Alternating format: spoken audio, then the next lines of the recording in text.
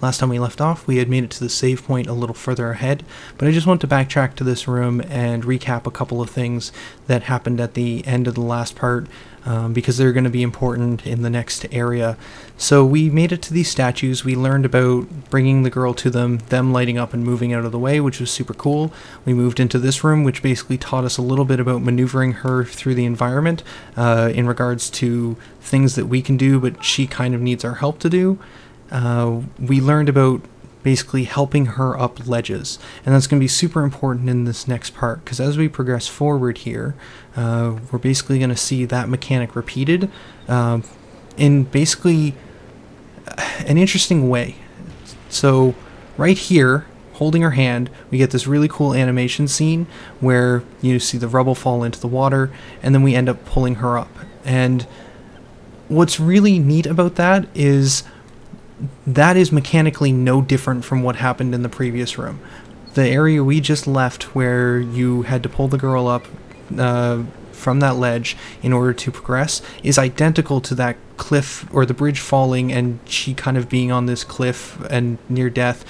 The thing that's, well, almost fell. The thing that's makes it different is just the environment.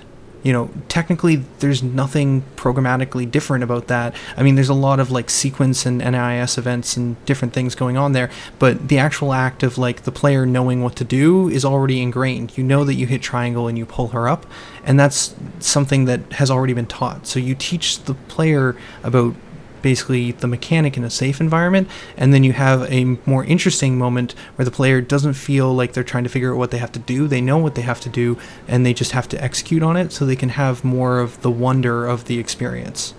And then we progress here where we light up these statues, and I really love this moment because basically you're like, oh, I'm gonna open up the door, cool, and then what just when I played through this, I felt kind of duped, just because I was like, oh yeah, there's more statues. I now know that if I walk up to statues, they light, they move, and then I get to progress forward, but then the door falls, and you're like, okay, well, what do I do? And you step on the switch, and the door opens. And it's basically teaching you switches on the tail of statues, like using one mechanic to teach you about another mechanic. Depressing the switch using the statues, like, it's really good. Now I know about switches, and I know that I can step on them to activate things.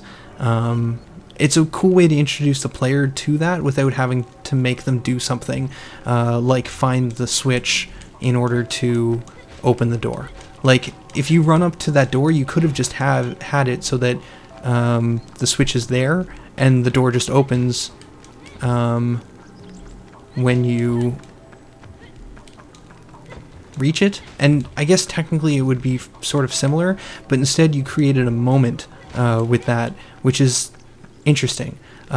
This room here, random shadow creatures, again, kind of just introducing the player to the concept that you destroy all the shadows and then the pool goes away without having any more respawn.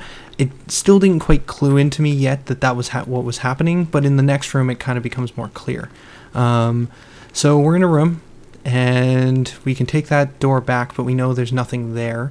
There's lots of cool birds flying around. I thought that this was a really interesting room just with the birds, because I was just like, I don't know, it was neat seeing the other creatures. It doesn't need to be there, but adds a lot to the experience. You head out this door using the switches that we just learned about, and find a bridge that is collapsed. And when we use the camera to look around, we can see there's a lever to potentially fix the bridge or bring it up so that you could cross it. And on the other side we see a courtyard, some stairs going down, and a doorway, and also a save point. Now, seeing the save point here I think makes that a very much a I need to get over there kind of thing. Like, you want to get over there anyways to see what's in that area, but having the save point makes the player feel like that's somewhere they should get to, because you always want to be saving. So we know that's a dead end. We know there's nowhere else to really go here, so we are drawn to the only object in the room, which you'll notice is a different color. I think this here part draws a little bit on like Zelda games, because if you weren't a gamer, I don't know how easy it would be to figure this out, but you push the block. And I mean, like, as soon as I saw that block, I instantly went, oh, that looks like an object I should be able to push. But that's from years of games teaching me that. I'm not sure how easy that would be for a player to figure out. But again, it's a small room, there's nowhere else to go, you're eventually going to try something to get past here, and I think that it works. It plays a little bit on the player having years of experience playing games, somewhat. Oh, she's already run up the stairs. I really love how they do that. Sometimes she just goes, hey, this is the way we should go, and guides the player a little bit. So I don't know, that block scenario, again, same running theme that we've seen before, teaching the player a new mechanic, done in a tight space where they can't get lost, and they eventually are going to figure it out, one way or another. It might take them a while, but there's not much else for them to get distracted with. From up above, we can see those statues we just opened. Again, just really cool visual callbacks. The other thing worth noting that I forgot to talk about was in that courtyard with the bridge that was collapsed. That was a lot of visual foreshadowing. We're going to see that courtyard a few times here where they're basically hinting at where you're going to go, and that visual foreshadowing works really well in this game. There's just a lot of moments where you're like seeing areas that you're like, oh, that looks neat, or that looks cool, I wonder how I get there, and eventually you just kind of realize, oh, I've made it. And it gives the player somewhere that they're trying to reach, and when they get there they feel a bit of a sense of accomplishment, which works fairly well. So we get to this platform here after seeing the cool, like going across that little bridge was just a neat moment of being like, oh yeah, I was just down there, that's neat. The world feels more together, more complete, more cohesive, more real, because you're seeing elements of areas you've been before. And then we get into this area which we're on a platform, there's a door at the end of the hallway, there doesn't seem to be any switch or lever that we've seen before, and there's nowhere for us to really go except as you get to this side you'll notice that there's a piece of the railing missing. And again, running theme, I've talked about this in the first part, often the area you need to go to in this game is highlighted with broken pieces. So rubble or basically things that have broken apart is generally the way you have to go. So it's a subtle thing that the player doesn't necessarily have to pick up on, but you notice it a lot as you play through. If you look for it, you'll see most areas you need to go is you have access to it because of something being broken. The other thing is as you move up to this area, the camera pans to show you boxes down below, which kind of highlights like, oh, there's kind of like a step-like structure. I probably can jump down to those boxes. And camera pulls out when you drop down, kind of again showing you that you can drop, and you end up in this lower area. And this is really neat because now you're in a spot where you want to get back to her because you know that the shadows can steal her and take her into those little portals. That's happened a few times now where you've had to deal with them. So you immediately run over to the other side of the door and try to reach her, but you can't. And this gives the player a sense of like panic of like, how do I get to her? Like, what do I do to reach her, because she's on her own, and there's a bit of tension, and it's only a little bit at first, but as you slowly move further away from her, I feel like that tension grows. There's nothing else to do here. There's a save point. Probably should mention the fact that if I go over and sit on that save point, I won't be able to actually save, and I think that's another thing they're teaching you here, where you're actually separated for this period of time. You're going to reach the save point without her, and then teaching the player that, you know, if you want to save, you need to have her. You can't just go find a save point and save with her wandering around. You've got to be together in order to save your progress. And again, just a neat way of doing that, teaching the player things through level design. That wasn't explained, it was just the level was designed in such a way that the player would kind of realize, oh, I can't save at this point. So you climb the chain, jump up here, there's a lever, and you see that box, and so it kind of instantly you're like, okay, box, I know I can push that, drop it down, and then I can probably help her up because she can't climb chains. This room also kind of teaches you she can't climb chains because there's you might attempt to call her and she just wouldn't do it, so you will eventually realize that you have to use the block. The big thing here is you pull that lever, camera pans over, doors open, but then shadows spawn, and that's really just like all that tension of being away from her is brought together with like that moment of like, oh, what I feared has happened. Her being by herself, she's now no longer safe, and you have to fight these shadows. And during this fight with the shadows, you can't do anything, you can't leave, you can't run away. I guess you could leave this room from the first area, but you can't progress forward with these shadows here. And it kind of makes it so that you have to realize that you have to kill all the shadows in order to progress, because if you tried to head up the chain and push the block down, I think technically you might be able to pull it off. If you were fast enough, you might. I doubt it though. I feel like it's designed in such a way that you've got to figure out that the shadows have to be destroyed, and then once you kill enough of these guys, the pools go away.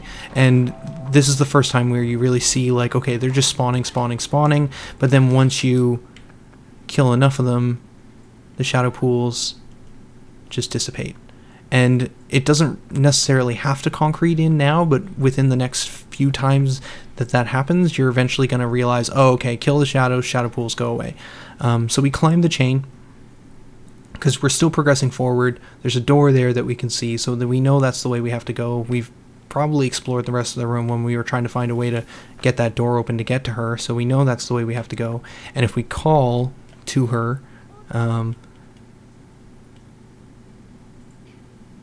she'll walk over and try and jump, but she can't, and she won't climb the chain.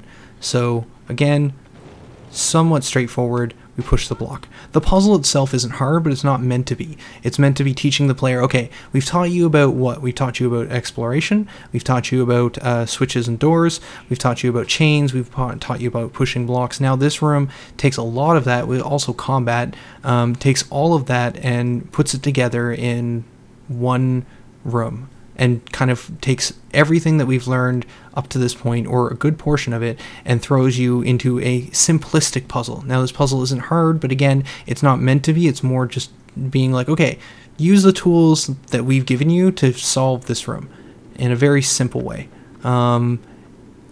And it's just going to slowly get more complicated from there, and that's what you want to do. You want to introduce the player to the mechanics, then introduce them to what would be a fairly simple puzzle based on those mechanics. Like, nothing about that room was hard. It was, you know, find the lever, pull the lever, fight the monsters, push the block down, and then bring her up. Again, if you walk over here and do a little bit of exploration, you get that visual foreshadowing. You can see that courtyard again. Adding a new piece to the puzzle, you can see that cage, but for the most part, you're kind of focused on, okay, I can see that save point over there. I'm still slowly making my way to that location. Well, so at this point, you may not know that you're slowly making your way there, but you're kind of like, oh, there's that courtyard again. I wonder if I can get over there. I imagine I should be able to at some point. We climb up, and more shadows spawn. One thing that I forgot to mention is the camera angle is set in such a way that as you walk up all these stairs, also that cart is in the distance. The cart track, or the train track, is kind of always in the camera angle. I might backtrack here in a second after I kill these shadows to show that, but it's just constantly keeping you alerted to where you need to be going to next. This is also the first introduction to flying guys. Again, there's no puzzle here. There's nothing that you're really trying to accomplish. There's nothing that they're guiding you with. It's just really, okay, here's these shadow monsters, and they're in an isolated area, just kind of teaching you, okay, they can grab her and then fly off rather than having to walk. Am I going to take forever with this part? It's possible. Oh man, I managed to catch him before he took off. Okay, and I killed all the shadows. I'm gonna cut a lot of that because it was a good amount of me just kind of fighting shadows, quite a bit of failure, and not necessarily needed for the actual breakdown. If this was a Let's Play, I would have left it in. Okay, I just wanted to backtrack to these stairs real quick to show that train track shot. So you can see that pretty much half the camera is showing the train tracks as you head up those stairs. They're very much in view, and it's just that type of stuff that works really well. It's something that you'll see a lot in Dark Souls 1 as well, where basically the world feels complete. You know, you can see areas of the world from other locations, and it just feels more... I'm having a hard time finding the right words for it, but just the fact that I can see an area and then be to that area, I can so this sounds really dumb, but if you can see it, you can go there. You know, it's that is an interesting effect for the player, where it's just like the world feels more real.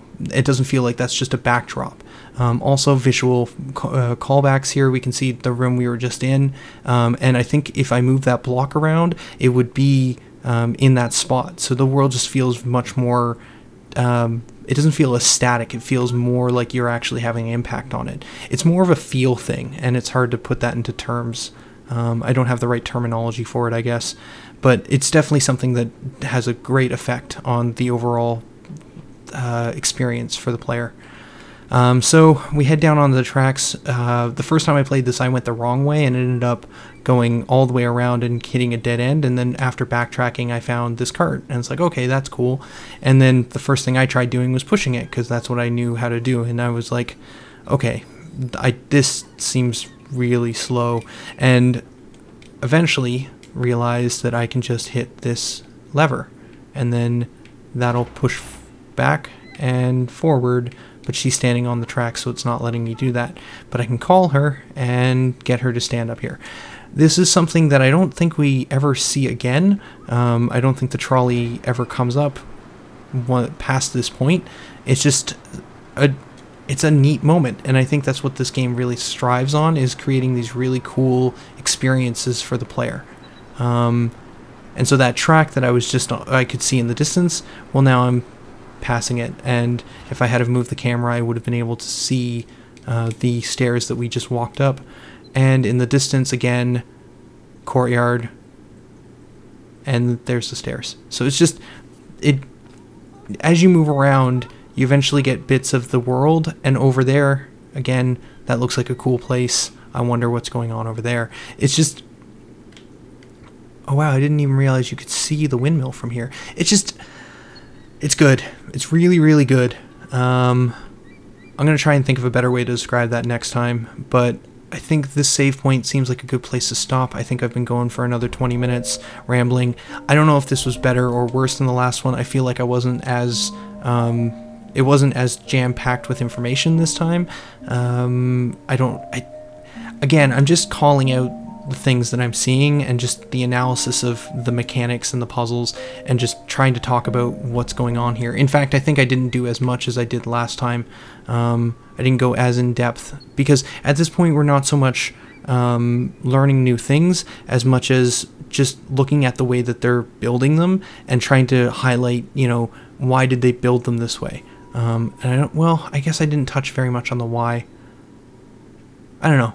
I may have fallen down a little bit on this part. We'll see how it turns out and get you guys' opinions. But again, just to recap, moving forward, learned about switches in a cool way with the statues moving.